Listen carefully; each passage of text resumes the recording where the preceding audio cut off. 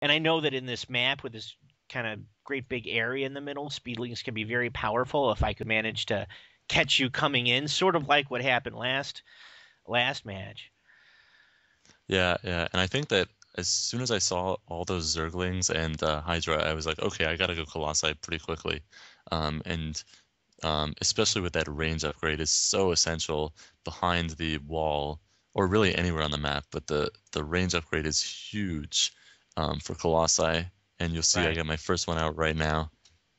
I'm getting the right now I'm researching the upgrade for ranged damage and I think I'll probably do Carapace as well. Those are the two I usually like to get a Zerg, at least the first level of each.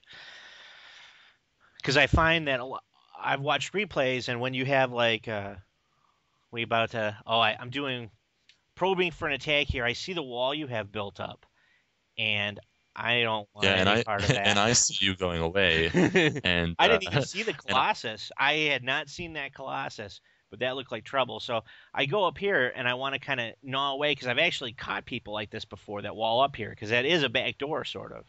It's oh, it's destructive. funny. During the game, I didn't actually see you going after the rocks, but I started, I think about a minute later or something, I started actually hitting them myself because then I saw your army outside my base and I figured I could get the Colossus up on high ground, snipe away at some units.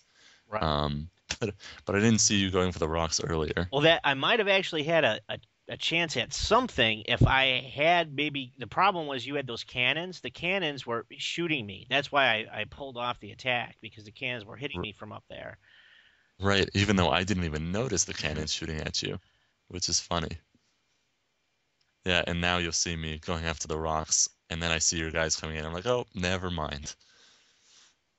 And that's just I walked into a meat grinder. I do this too much. I lose so many games like this. I'm still learning. 'Cause I watch these pro games and they pull away. You know, they have these skirmishes and they pull back, and I'm just like rawr. I don't care that there's two colossus tearing me up outside this wall. Pretty much, I kind Yeah, of knew in my heart it was good game then.